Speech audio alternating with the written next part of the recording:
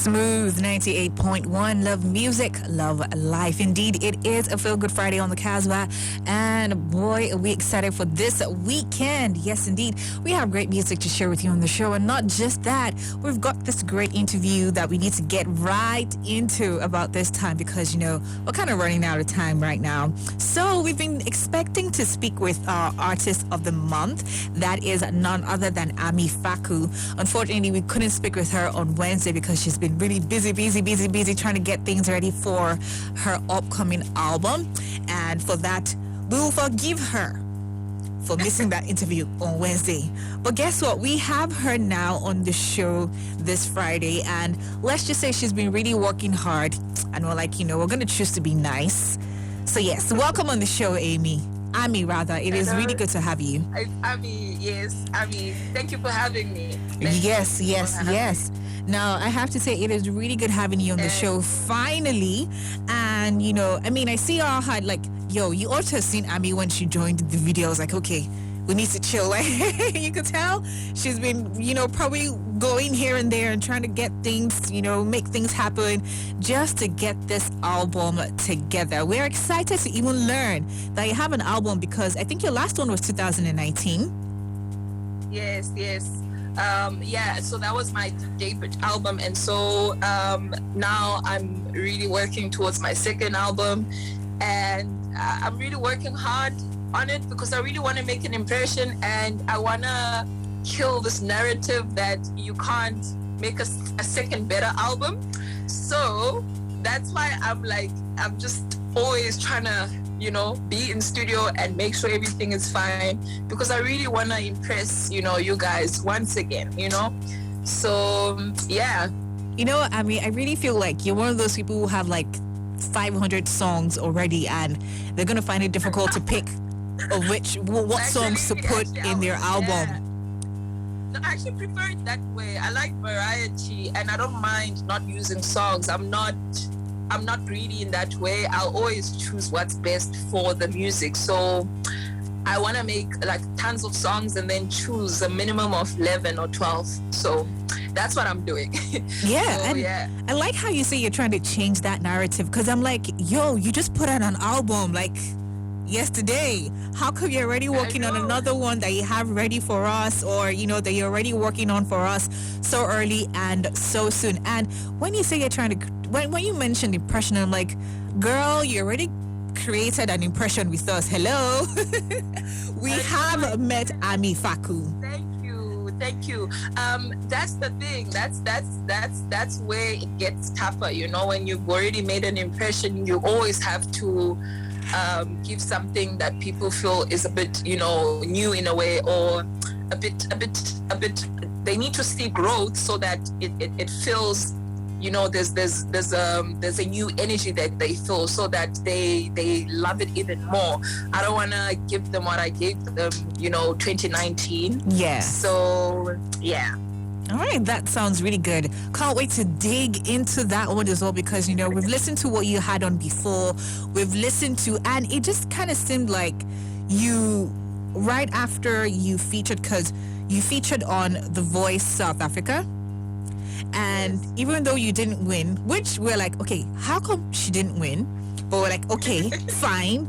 There's a lot of people who go on to shows like that and they don't win, but it almost feels like the people who don't win, I don't know if it's that they have to work twice or three times as hard, and then they probably even overshadow the people who eventually get to win these shows or whatever the case may be.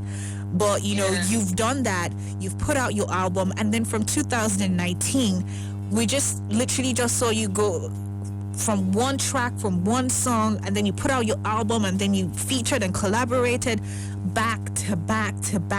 So it was like one day I'm searching for music, and then I come across your song Indicate the Winner. And I'm like, ooh, who is this? And I'm like, okay, I like this. That's my birthday. See? Yeah. Can you imagine the first song? I hear that and I'm like, oh my God, who is this lady? And then I think the week after or maybe a month after, I listened to another song. I'm like, oh, is this thing it's the same lady. It's Ami Faku. And then you go on to work with Sonel Musician, and then you work with, you work with so many other great people in that succession. How is that being like for you, considering the growth, in that span of time? It's been a fun ride. I love what I do, so I really enjoy creating music, and I love it when it works out and we have to drop it. So it's been a really fun journey, and I've just been learning a lot about myself throughout as well.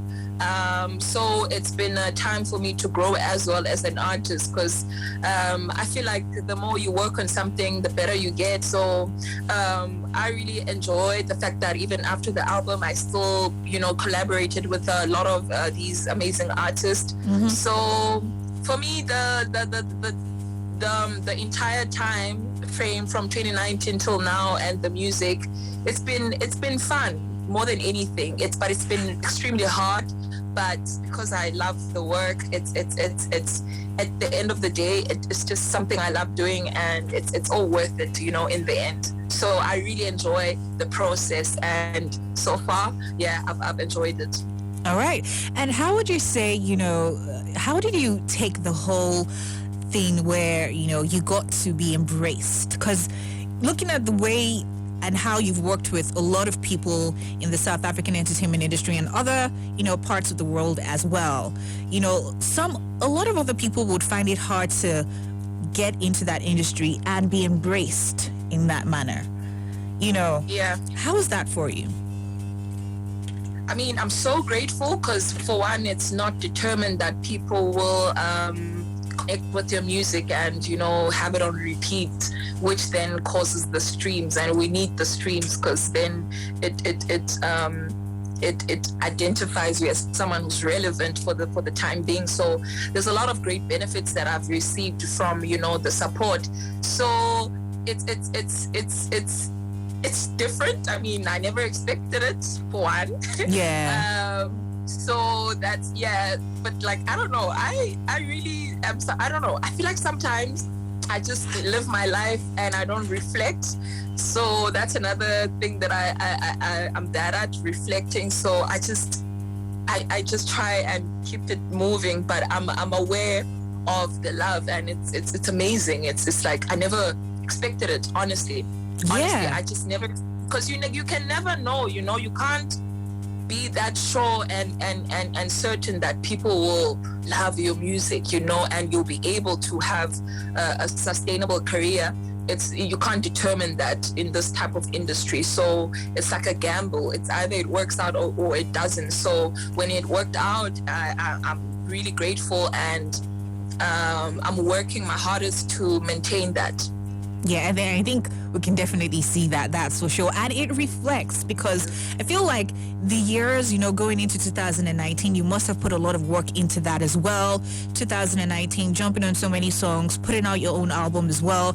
And then we began to see a lot of those things now. It's like seeing the fruits of your labor come to life in 2020. Yes. You made Time Magazine's top 10 list of best songs of 2020. You made Obama's list of Obama's favorite 30 songs in 2020 as well. That's just really awesome, because we had a lot of things happening in 2020. 2020 was tough. But knowing that your music is actually one of those things that literally just helped people through life, and gave it meaning and so much more, and you were recognized and even noticed despite everything happening in 2020. So that is really, really, really amazing. And of course, you also went platinum as well. See what I'm saying? It's so cool. Every time I hear these things, I don't know. It's just strange, especially with the pandemic. It's we are still in lockdown in South Africa. So a lot of the things that I would have experienced if there wasn't a pandemic, I couldn't. So sometimes you just, because now we're mostly indoors. Sometimes I heard the Obama top 20 list. I was at home, and it just doesn't feel real sometimes. But I remind myself it's real. It's real. Yes. So it's pretty cool. It's really cool. I'm happy about it, and yeah, very happy. Okay, so now let's talk about, going through this whole journey of yours, which, I mean, it kind of sounds surreal, especially if people are listening right now and they're like, wow, like, how do you achieve all of that in such a short period of time? But at what point did it finally hit you? Just that, as you mentioned, like, okay, you have to, like, really bring yourself to, realize that it's actually real. At what point did you really feel like you've gotten to a certain level of success?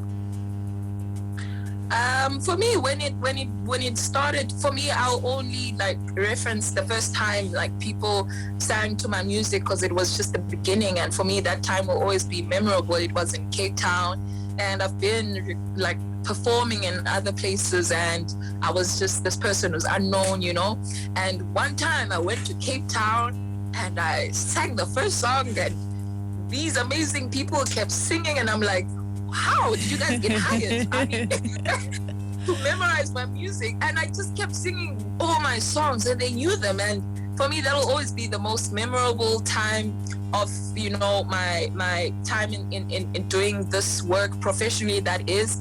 And from then on, it just kept growing. But for me, that first time will always be special. So that's when that's where it all started to like become real for me.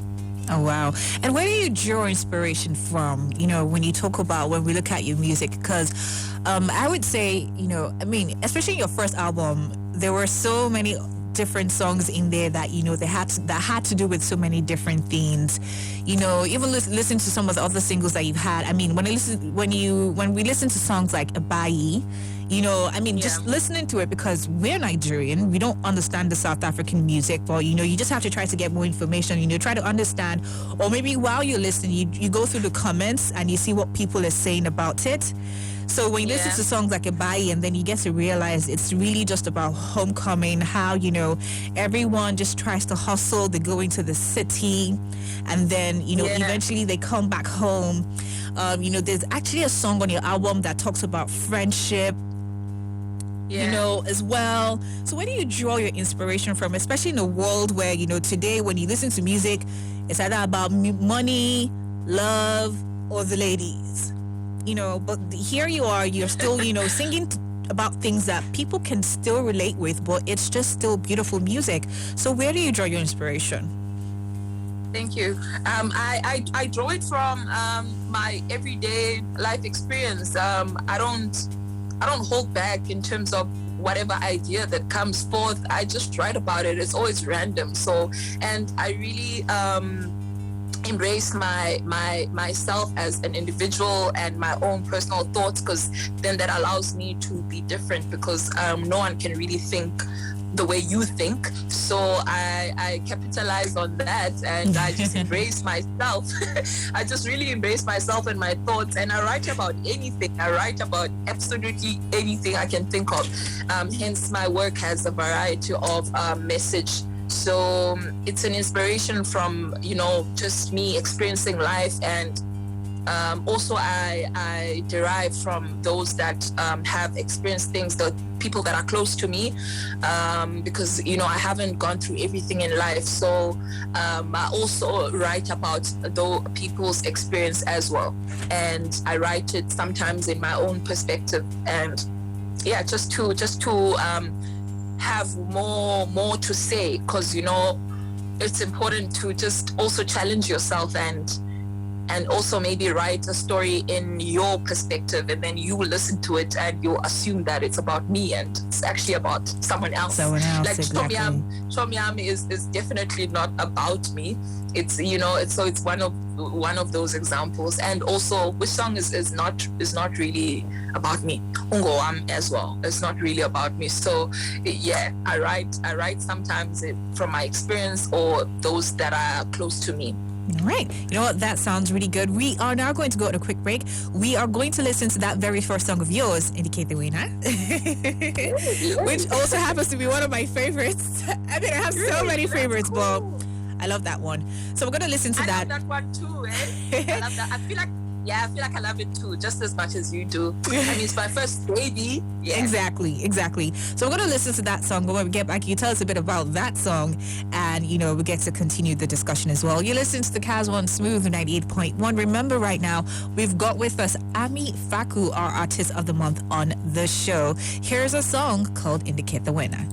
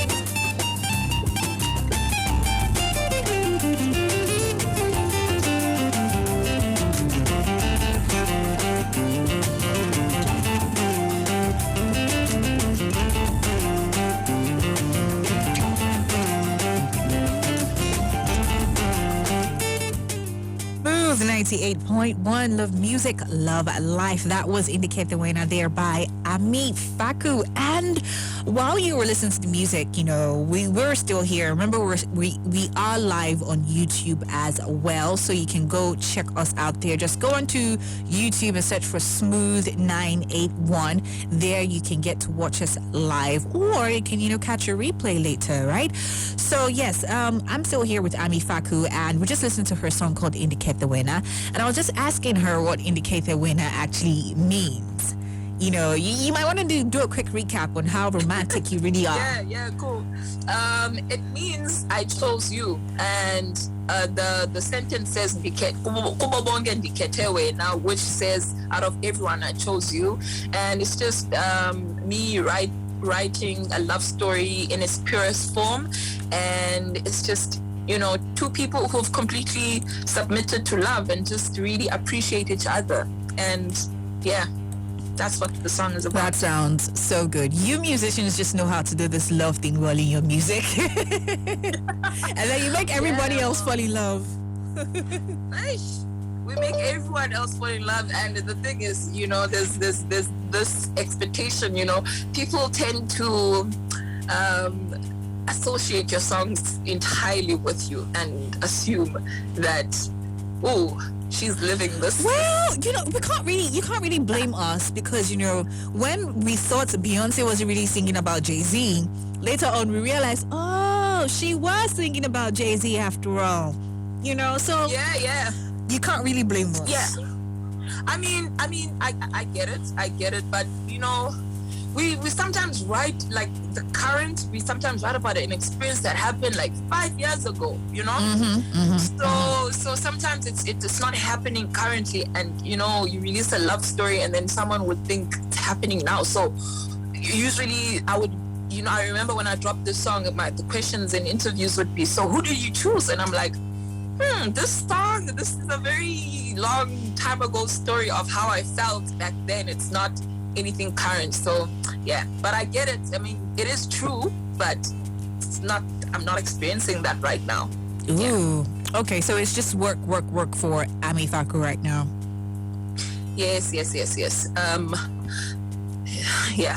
Okay, so now let's talk about your style a bit, because that's something that, you know, you can't really ignore it. You know, we see Ami Faku and we're like, here she is in all her beautiful self, you know, and you're not very loud with your fashion, you know, you're just very simple and easygoing, you know. Yes. It's not what we tend to expect when we see someone in a music video or on stage or performing. I remember seeing one of your performances. It was something really small and intimate, but I just really felt, wow, does she really have no makeup on? Like, is she really like performing right now? So, I mean, it's really nice to see that. But do you ever feel like you're under pressure to switch things up? Because, you know, sometimes when people come out like that, everybody's like, yeah, you know, just give her a year or just give her 2 years. Don't worry, she's going to come around. Yeah. The next time she shows up in a video, she's going to have like bangs and, you know, makeup and everything. Do you ever feel that kind of pressure? Yeah. What's going on with that? Well, no, not pressure at all. I mean, that's my own personal decision on how I look. I don't really enjoy full-blown layers of makeup. It doesn't make me feel pretty. So I like maybe one layer of foundation. That makes me feel pretty. So I have to do what I want to do. So, and also another thing, I mean, we're all different, you know, and what I've noticed is that with men in the industry, they are like allowed to just do whatever, like go to a performance where whatever they want is not, and they feel comfortable. So for me, yeah, I'm not gonna put myself in an uncomfortable, you know, situation because I'm a woman. So if whatever I wear, whether it would look glam or not, it would be out of my own 100% decision, not based on pressure or whatever, you know. It would be something that I choose. If I were to have a million layers of foundation one time, it'll definitely be my own decision. It wouldn't be, you know, based on, you know, people or whatever, because I really also want people to just be comfortable in who they are and just relax. It's not that deep, and people really like it. I mean, my people like it. They always comment. They're like, "Oh, you're so simple." Yeah, because so you carry it well. You carry it effortlessly, and you can tell there's a lot of confidence going on in there. And I actually really love that, because, you know, it also helps, especially with the generation coming, and, you know, letting them know it's okay as long as you're confident in whichever way you are, or however you look, or whatever your style is. And if you do decide to put on makeup or whatever or not, it's your choice. So if you come out tomorrow and you're wearing makeup, full-blown makeup, you know, lashes, as long as, you know, as long as I don't know what, it's your decision. And then I can wake up tomorrow morning and be like, okay, well, I don't want to put on makeup, and it's absolutely fine. I love that. Yeah, that sounds good. We all need Ami's confidence. We all need that. I don't know if I'm confident. Probably it is confidence. I don't know, but I think it is confidence. Yeah, there has to be a certain level. You have to get to a certain level of confidence to be able to, especially in that industry as well. I feel like it's prettier as well. I'm attracted to simple things. I like minimal things, and it attracts me. So why can't I be what I find attractive? So simplicity for me. It works perfectly well for you, Ami, I have to say. So, oh Lord, I have so many questions to ask you, but hey, we're short of time. Hopefully we can get to do this again sometime soon, maybe when your album is out. So fun. But let's just say, I mean, you've worked with so many great people so far. Lord, the list is long. But what other people are you really looking forward to working with? People you've been dreaming of working with for a long time as well. I really, really would love to work with Black Coffee. He's been in the industry and been consistent throughout the years, and I feel like there's so much to learn from him. So I'd really love to work with him. And Chronix, he's a reggae artist. Are you aware of him? I love him from the core. Yeah.